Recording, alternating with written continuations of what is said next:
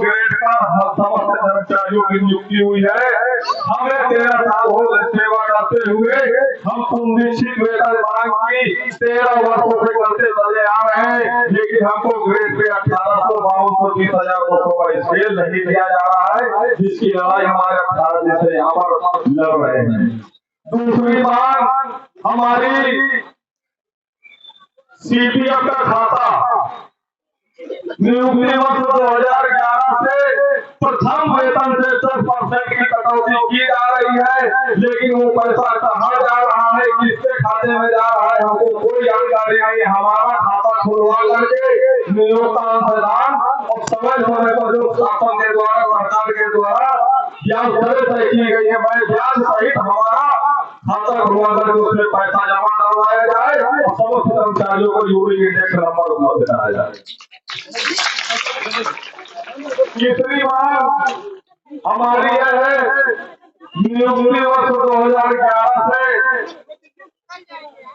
इस आंदोलन की शुरुआत होने से पहले 167 कर्मचारी जो हमारे बीच नहीं रहे, उनका परिवार भूखमरी के कगार पे शिक्षा से अर्थव्यवस्था हर तरीके से दिक्कतों का सामना कर रहे हैं। उनके परिवार में चिराग जलाने का काम हम लोग कर रहे हैं, तो उनको साधना देकर जाया जाए। और यह भी बताना चाहूंगा, 5 दिन पहले एक कर्मचारी हमारा भाई और खत्म हो गया, और उसी दिन जिस दिन नियुक्ति प्राधिकारी महोदय शासन पर हम लोगों की वार्ता हुई 26 दिसंबर को, वहाँ हम लोगों को डराया गया, धमकाया गया कि आप लोगों को ऊपर एफआईआर की जाए, आपकी सेवा समाप्त हुई जाए, सस्पेंड किए जाए।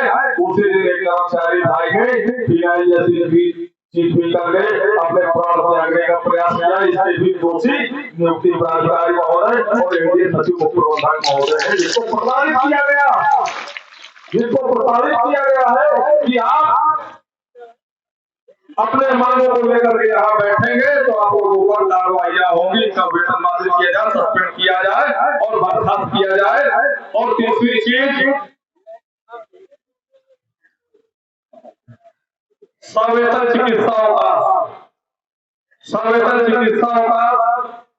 का दूसरा अंग एक प्रसूति अवकाश है। सर, हमारे यहाँ प्रसूति अवकाश दिया जा रहा है, लेकिन सवेतन चिकित्सा अवकाश पुरुषों के लिए, जैसे ईएल या सीएल के अभाव में कर्मचारी अपना इलाज कराने के लिए गंभीर बीमारियों से ग्रसित हो जाता है, तो उस स्थिति में घर में होता है तो विभाग द्वारा वेतन बाधित कर दिया जाता है, और जब आर्थिक रूप से टूट जाता है तो सही समय से अपना इलाज नहीं करा पाता है, तो उस स्थिति में वो कभी कुछ कर्मचारी कम भी छोड़ देते। तो मैं चाहता हूँ कि वो सवेतन चिकित्सा अवकाश का लाभ मिलते ही और साथ साथ अपना या तो बोल दीजिए या तो आप बैठ जाइए। 2011 में समिति बनी है, इसके संरक्षक राज्यपाल महोदय हैं और मुख्यमंत्री महोदय हैं, दोनों लोग हैं। और इसके हमारी संस्था के नामित सदस्य होते हैं, संरक्षक जिसको बोलते हैं, तो सचिव साहब है।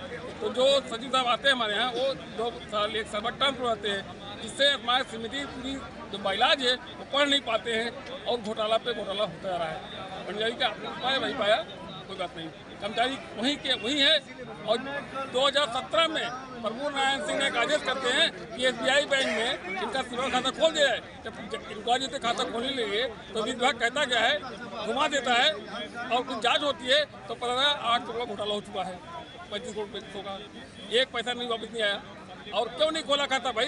पैसा आपका है, पैसा हमारा है, कटता है, जेब का है, आपको डालना चाहिए बैंक में, सरकारी खजाने में पैसे को, आपको रखने का अधिकार नहीं, पैसा रखेंगे आप पैसा नहीं सर पास। और ना तो कहते हैं एफडी होता है, एफडी का टिकट छपाइए, हम तो नहीं आएंगे। एफडी जो करते हैं आप पैसे का लगाइए, बोनस नहीं दे पा रहे हैं। सबसे पहले व्यक्ति मकान बनाता है तो नल लगाता है, आप चिकित्सा व्यवस्था पहले करना चाहिए था उनको, जो उन्होंने किया नहीं। भाई आदमी पढ़ रहा है, आयु है, तबियत खराब होगा, पैसे भर्ती होते हैं, ऐसा नहीं है कि दिन में बच्चे हैं, फीस है, कई चीज़ें ऐसी सुविधाएं हैं जो आपने वंचित करने का काम किया है, तो परिणाम होना तय है। जो यहाँ का सर 18वें दिन में हम लोगों ने इसकी पहले ही से जानकारी दी थी कि हम अपना ज्ञापन देने मुख्यमंत्री आवास जाएंगे और इनको बताया था 3 दिन पहले ही कि आप हमारी मांगों को मान लें, अन्यथा की स्थिति में हम निकलेंगे। लेकिन इन्होंने हमारी मांगे नहीं मांगी, साथ में सस्पेंशन का लेटर दे दिया। जो हमारी अध्यक्षता कर रहे थे उनको सस्पेंड कर दिया है, उनके लिए निष्कासन का आदेश तो बना दिया, लेकिन हमारी एक भी हित की मांग नहीं मानी गई। अभी हम लोगों को डराया जा रहा है, यहाँ तक कि हम लोग जब गए हुए थे पार्क में, अम्बेडकर पार्क में, तो वहाँ फोर्स को भेज दिया गया। वहाँ फोर्स को भेज के हम लोगों को वहीं से पकड़वाने की इनकी नियति थी, लेकिन हम कैसे भी करके, क्योंकि हमारा धरना यहाँ था, हम यहाँ पर आए और हमारी कोई भी मांग अधिकारी सुनने के लिए राजी नहीं है।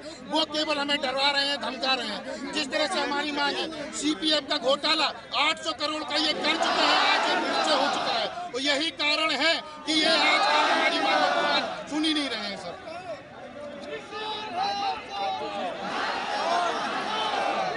वो हमारे बीसी साहब ने उनके लिए सस्पेंशन का लेटर डाल देते हैं, सस्पेंशन का लेटर बीसी साहब डालते हैं और बायोमेट्रिक उतरवाने का बीसी साहब लेटर डाल देते हैं, जो कि संवैधानिक नहीं है।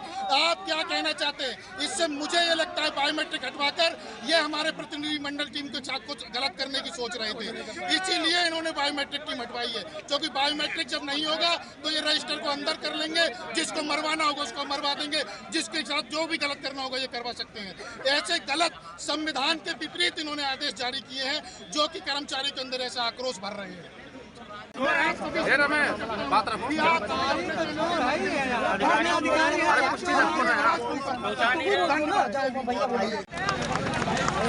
ये कहना चाहता हूँ, 800 करोड़ घोटाला हुआ है, इनका बुलडोजर कहते खड़ा है, इनका बुलडोजर कहाँ है? हमारे बीसी साहब हमारे कर्मचारियों का पैसा खा के गटर गए हैं और एक गरीब व्यक्ति अगर कहीं कब्जे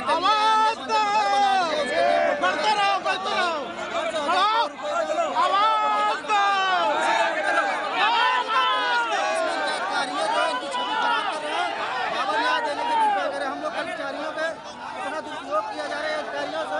इनकी सभी 2024 चुनाव आने वाला है, बहुत से लोग अधिकारियों को है इनकी सभी उम्मीद कर रहे हैं। वापस हमारी यही बहुत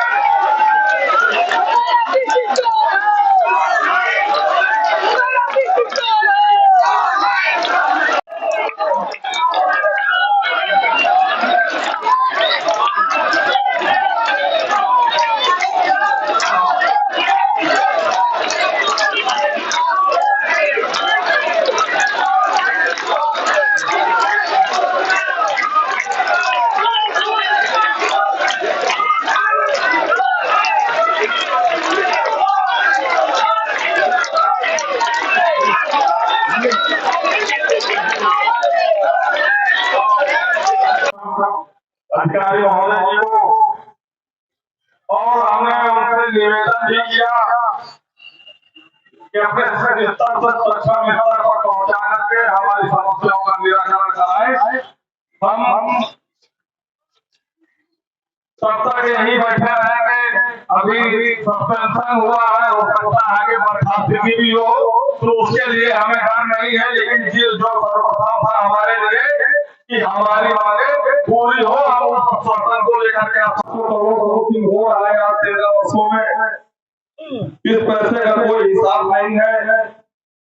ऐसा प्रतीत होता है कि हम लोगों पर कार्रवाइयां करके हम लोगों की आवाज को दफन करने का काम किया जा रहा है, जिससे दोषी अधिकारियों पर माननीय मुख्यमंत्री महोदय जी की नजर न पड़े, जिससे उनकी नौकरी या सस्पेंशन या बर्खास्तगी हो पाए। इसलिए हम लोगों को ऐसी स्थितियां बनाई जा रही है। हम चाहते हैं कि माननीय मुख्यमंत्री महोदय पर हमारा ज्ञापन मान पत्र या हमारी वार्ता कराई जाए, जिससे हम इस मानक समिति की मूलभूत समस्याओं का अवगत करा सके और उनकी दृष्टि मिले, हम कर्मचारियों का निजाम हो सके। मैं चाहूंगा हमारे लिए जो सक्षम ऑफिसर आए हुए हैं मैं उनको ज्ञापन सौंपना चाहूंगा। जोरदार तालियां उनके लिए बजा दीजिए सर।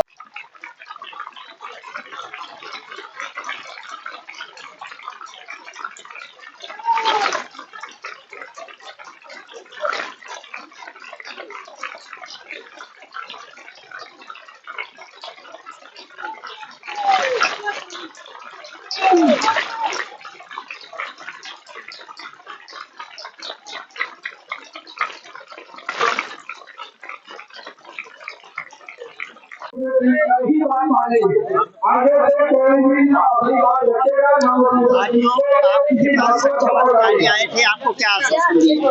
उन्होंने ये स्पष्ट किया है कि हम सक्षम स्तर पर आपका मांग पत्र पहुंचा करके आपकी मांगों पर जल्द ही निर्णय कराएंगे और सक्षम अधिकारी को हम लोगों ने ज्ञापन सौंपा है और अग्रिम कार्रवाई जब तक निर्णय नहीं आ जाते तब तक हमारा प्रदर्शन इसी तरह जारी रहेगा।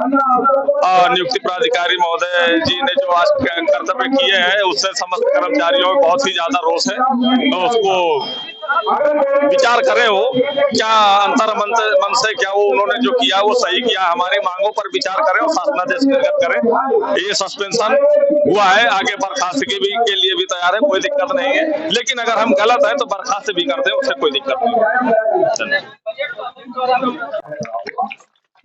तो हम उसी माध्यम से जहाँ आपने भेजा है तो हम बुलाएं और जो भी यहाँ से जवाब है उसका थैंक यू। और आप लोग क्योंकि आप लोग लोक सेवक हैं तो अनुरोध यही रहेगा कि आप उस मर्यादा का प्रति बार बढ़ाएं, लेकिन उस मर्यादा का क्योंकि आप एक लोक सेवक हैं, आप उसका ख्याल रखें।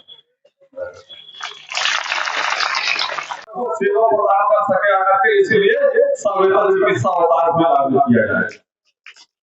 हमारी आज 18 दिन हो गए, आज हमारी स्मारक समिति अध्यक्ष महोदय जी से वार्ता हुई, उन्होंने हमको आश्वस्त किया कि आप लोगों के लिए जो फाइलें हैं वो निश्चित वेतनमान, अमृत आश्रित और एमपीएस की लास्ट स्टेज पे फाइल है, जल्द ही आप लोगों के इस पर आदेश आ जाएंगे, आप लोग धरना स्थगित कर लीजिए, हम लोग उस पर विचार करते, अमल करते। ऐसा नहीं कि हम उनके आदेशों का पालन नहीं करते, लेकिन उससे पहले हमारे नियुक्ति प्राधिकारी एलडीएपीसी साहब ने आग में घी डालने का काम किया, कुछ कर्मचारियों का सस्पेंशन आदेश भी जारी किया गया, जिसमें हम स्वयं हैं, लेकिन हमारी मांग सस्पेंशन नहीं है, हमारी मांग जिनको लेकर के हम 18 दिन से बैठे हुए हैं, पहले इन आदेशों को पूरा किया जाए, इनके आदेश निर्गत कराया जाए, उसके बाद जितनी भी कार्यविधियां हो रही है उनको पुनः वापस करते हुए धरना स्थगित करने के लिए तैयार है।